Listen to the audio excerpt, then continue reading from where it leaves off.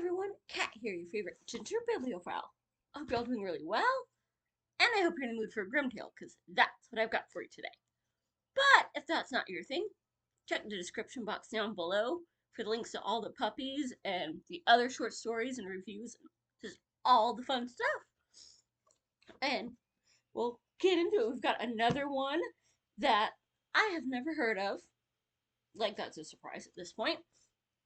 But I'm excited. It's a short one, which is good because my sinuses have been killing me. So, yeah, we'll see if we get through this one without a lot of oh crud. Is my or me falling asleep. It's my sinus meds put me to sleep better than any stuff that's supposed to put me to sleep. So the story we have today is the Bremen Town Musicians. A man had a donkey who had diligently carried sacks of grain to the mill for many years. However, the donkey's strength was reaching its end, and he was less and less fit for the work. His master thought it was time to dispense with him and save on food, but the donkey got wind of what was in store for him. So he ran away and set out for Bremen, where he thought he could become a town musician after traveling some distance. He came across a hunting dog lying on the roadside and panting as if he had run himself ragged. "Why are you panting so hard, you old hound dog?" asked the donkey. "Ah," said the dog, "because I am old and getting weaker every day. Now I can't even hunt anymore. My master wanted to kill me. Naturally, I cleared out. But how am I going to earn a living now?" "Well, they're just terrible people. You don't off the cute animals just 'cause you can't use them anymore." "You know what?" said the donkey. "I'm going to Bremen to become a town musician, and you can come with me and also join the town band.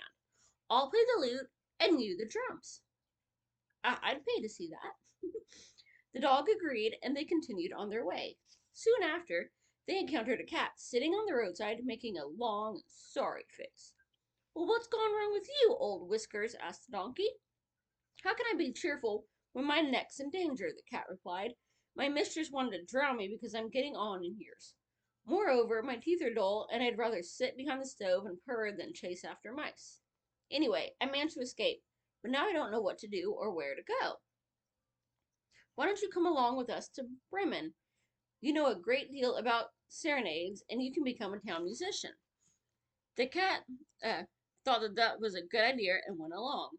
Then the three fugitives passed a farmyard where a rooster was perched on the gate and crowing with all his might. "Your crowing gives me the chills," said the donkey. "Why are you screaming like that?" "I've predicted good weather for today," said the rooster, "because it's Our Lady's Day, and when she washes the Christ child's shirts and sets them out to dry. Still, my mistress has no mercy. Tomorrow is Sunday, and guests are coming, so she told the cook to cut off my head tonight because she wants to eat me in the soup tomorrow. Now you know why I'm screaming my lungs out while there's still time to scream." "That foolish redhead." "Hey, why are they always gotta hate on my people?" "You'd be smarter if you'd come along with us. We're off to Bremen. Why die when you can find a better life somewhere else? You've got a good voice, and if we make music together, I'm sure it's sure to be a good thing." The rooster liked the proposal, and all four of them continued the journey together. However, they could not reach the town of Bremen in one day. By evening, they came to a forest, where they decided to spend the night. The donkey and the dog lay down under a big tree, while the cat and the rooster climbed up and settled down on the branches. To be on the safe side, the rooster flew to the top. Before he went to sleep, he looked around in all directions, and it seemed to him he saw a light burning in the distance. He called to his companions and told them that there must be a house nearby, since he could see something shining. "Well, this place is not all that comfortable, so let's get moving," said the donkey. The dog thought some bones and meat would be just right for him, and they all set out toward the light. Soon it began to grow brighter, and it got even more so once they reached a brightly lit robber's den. Since the donkey was the tallest, he went up to the window and looked inside. "What do you see, Gray Steed?" said the rooster. "What do I see?" replied the donkey. "I see a table covered with wonderful food and drinks, and some robbers sitting there enjoying themselves." "That would be just the thing for us," said the rooster. "You're right," said the donkey. "If only we could get in." Then the animals discussed what they would have to do to drive the robbers away. Finally, they hit upon a plan. The donkey was to stand upright and placed his 4 feet on the windowsill. The dog was to jump on the donkey's back, and the cat was to climb upon the dog. When that was done, the rooster would fly up and perch on the cat's head. After they put their plan into action, a signal was given, and they all started to make music together. The donkey brayed, the dog barked, the cat meowed, and the rooster crowed. Then they crashed into the room, shattering the window. Startled by their horrible cries, the robbers were convinced that a ghost had burst into the room, and they fled in a great fright into the forest. Then the four companions sat down at the table, delightedly gathered up the leftovers, and ate as if there was no tomorrow. When the four minstrels were finished, they put out the light and looked for a place to sleep, each according to his nature and custom. Donkey lay down on the dung heap in the yard, ugh, the dog behind the door, the cat on the hearth near the warm ashes, and the rooster on the beam of the roof. Since they were tired from their long journey, they soon fell asleep.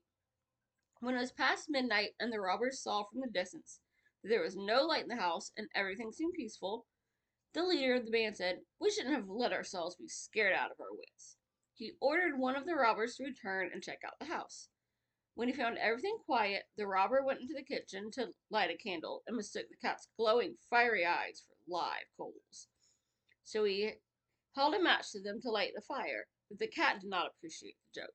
He jumped into the robber's face, spitting and scratching, and the robber was so terribly frightened that he ran out the back door.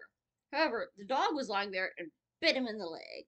When the robber raced across the yard, he passed a dung heap, and here the donkey gave him a solid kick with his hind foot. All this noise woke the rooster from his sleep, and he became lively again and crowed "Cock-a-doodle-doo" from his beam. The robber ran back to the leader as fast as he could and said, "There's a gruesome witch in the house. She spat on me and scratched my face with her long claws. In the door At the door there's a man with a knife, and he stabbed my leg. In the yard there's a black monster who beat me with a wooden club. And on top of the roof the judge was sitting and screaming, 'Bring me the rascal!' I got out of there as fast as I could." Since that time, the robbers have never dared return to the house. But the four Bremen Town Musicians liked the place so much that they stayed on forever. And the last person who told this tale has still got warm lips. I like it. Yeah, had a nice, happy ending for a change. So, hopefully, y'all enjoyed that, and we will continue this on next week.